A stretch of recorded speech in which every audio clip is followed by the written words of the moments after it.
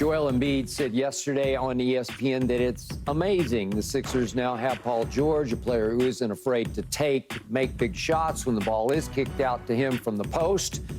Embiid also admitted that the team's lack of playoff success throughout his time in Philly has weighed on him. He said, "I'd be lying to say that patience wasn't tested because I'm at the point where there's no awards, there's no regular season or no All-NBA or All-Stars. It's going to change the way my legacy is." Well, there's a few things that can change it, but the main one is the championship. Rachel, please give us your read on what Joel said. I can agree more with him about the fit. It's remarkable. And this is why we had this conversation months ago. And I said, I really hope Paul George ends up in Philadelphia, not because I wanted anything to go wrong with the Clippers, but just the fit was so tantalizing between them. And when we talk about fit, we talk normally about, someone who's additive, right? Who does something that the other guys don't do. And Paul George is additive. He adds something that they don't do. He is also a multiplier, though. He is going to make Joel Embiid better. And Joel referred to it a little bit in the interview. He was talking about maybe being healthier. That was another point that I loved about this. Key, you and I were talking, and you said, Kawhi and Joel, how much of a difference is it injury-wise? I think that Joel's injuries, some of them come from exhaustion and overuse. We've seen that, not the early ones, but the ones recently. The biggest criticism of him has been that he gets tired late in playoff series. Yep. When you have Paul George there, taking some of the banging that was previously only focused on Joel Embiid, being around to play an extra game that Joel now can take off to heal from the knick-knack injuries he does have. The reason that he got knocked out for this past season was because he had a much more minor injury, and he felt pressure to come back the next night and next game, and he came back too soon. So a lot of that kind of stuff is going to change things. As Joel said, you can kick out the ball to him, that kind of thing. The patience part I thought was interesting. Understandable, though. And he elaborated a little bit about how there was a real crisis point in his thinking when it came down to the Harden trade demand. Because all of a sudden, you have management who's in a position now to possibly have to trade Harden, and they had already, previous regime had traded away Jimmy Butler. These are guys that he really liked and that who he jibed with, and they hadn't had the playoff success. He and Daryl Morey had an honest conversation, and Daryl laid out his plan to leave all this cap space and sort of have things set up so they could get a guy like Paul. But as Joel said, you can have plans. Those plans don't always work out. So I think that's why his patience was tested through all these years. But I just think Paul George takes care of so many of those things, and I think that he will make Joel better. He'll make Tyrese better. I just think, and then he's added if he adds so much to it. His patience will get tested again, though, Rachel, if he doesn't get his ass in shape. Well, right? I mean, that's really. I'm going to keep saying he's in better shape than he was. No, I get that, but it's really, when he says a frustration, he should be frustrated with himself, because when he's not there, they're not there. Like I haven't seen a dominant big like this since Shaq. No, you haven't. Like, I mean, I get, MVP. I'm talking about like dominant. I'm not talking Jokers won MVPs in the championship, but not with the force that this kid can come with. Joel was scoring more than a point a minute before he got knocked out with the So when you look at it from that standpoint, yeah, there's going to be frustration. But I'm serious about it. He got to figure out, because that's all I hear is about his diet and this and that, and that's why he stays hurt and all.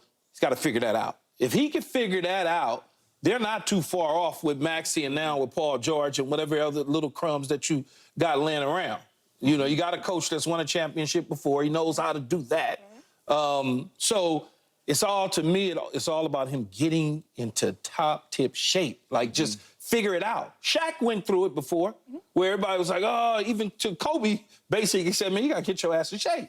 And then once he got in shape, he was a different dude. It was over. And this is the same thing that applies to Joel Embiid. Yes, getting Paul George is huge because it allows him, much like you said, Rachel, if he needs a minute or two rest, he doesn't have to, a night or day or whatever, doesn't have to. Imagine if they would have let him rest a little bit more against the Knicks and they had a Paul George to go along with a Maxey. They'd probably come out of that thing clean. Maybe come out of it cleaner. I mean, that's just, Embiid tried, but he was bangs out there on one leg and still giving them fits. So I start with the health part for him, though. He's got to He's got to get his butt in shape to stay healthy. Yeah. So I chuckled at Joel's line about my patience has been tested in the postseasons. Well, trust me, the patience of everybody around you has been even more tested. Yes. And I'm so with you. I am his biggest fan and sometimes his harshest critic constructively because I see so much there. And it's going to come and it's going to go and it's going to be over before you know it and he'll be too old. But he's in his prime right now. And you have to understand, as you know about being a professional athlete, you have to be able to step back from it and embrace the fact my window is way open right now and I have to maximize who I can be because I can be Shaquille O'Neal.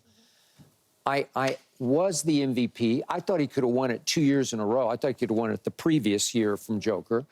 But the point is, this is the time. You got it. And Daryl Morey keeps saying, well, okay, let me try this, and I'll give you this. And James Harden didn't work. Okay, so I'll go get Paul George. And I love this team, man. Like you say, the fit is great. Tyrese has come into his own. I like Caleb Martin. He'll fit for them. All Caleb the pieces. Martin is not a crumb. No. You say the crumbs that they have on the rest of the roster. Yeah, not a Same. crumb. Not a crumb. When you mentioned in the Sixers, you mentioned in 3 people.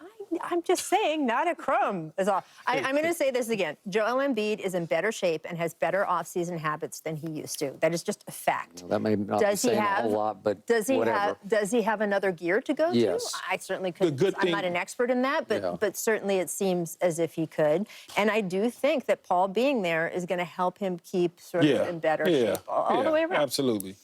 Okay, because his seat just got a little hotter because at some now- point you're going now to you step have back and everything. say, hey, they keep giving you you got all this swirling around you. Now you gotta be right. We'll take you. Yeah. Well, would you? Is that what you're angling toward? He'll flame out in Philly and wind up in LA? We'll take you. Come on out west. Okay. All right. In a moment, Dan Hurley's new UConn contract appears to be. I agree that it is going to be hard for another core group of players to win 4 rings together. What we consider a dynasty, though, might change. We had the Bill Russell era, right, where this man won 11 rings. And what players would say who came after him, say, there were only, half dozen teams in the league, and some of the guys they were playing against had part-time jobs on the side. The talent level Smoking cigarettes at halftime. Right, was not as high across the NBA, and so if you were as talented as Bill Russell, you were going to dominate. That's really not possible after that era closed. Michael Jordan, his era. This was before the flood of international players, when it was just the Tony Kukocs, the little bit seeping in. But in his era, the talent level across the NBA was drawn from basically America. And we have a high population here in America, but it's not as high as the worldwide population. So now that the international wave has fully taken hold, the last 5 MVP trophies have been given to foreign players. Yep. So it's here. You are now picking a talent level from, instead of hundreds of millions, you're picking from billions of people around the world. So the talent level has increased again. Yep. And I don't think that you can now, again, with the CBA rules that he talks about also, I don't think that you can be as dominant in today's league because, again, the Russell era, the MJ era, the Warriors era. He jumped over Bird and Magic. Right? That era? Well, That wouldn't be Jordan era, right? Jordan's little at the end. They caught them at the end. Yeah. At the end. They were trading. I'm just talking about, 6 rings, 11 Yeah, rings, right. 6 rings, Yeah. 4 rings. You notice the trend of where we're going.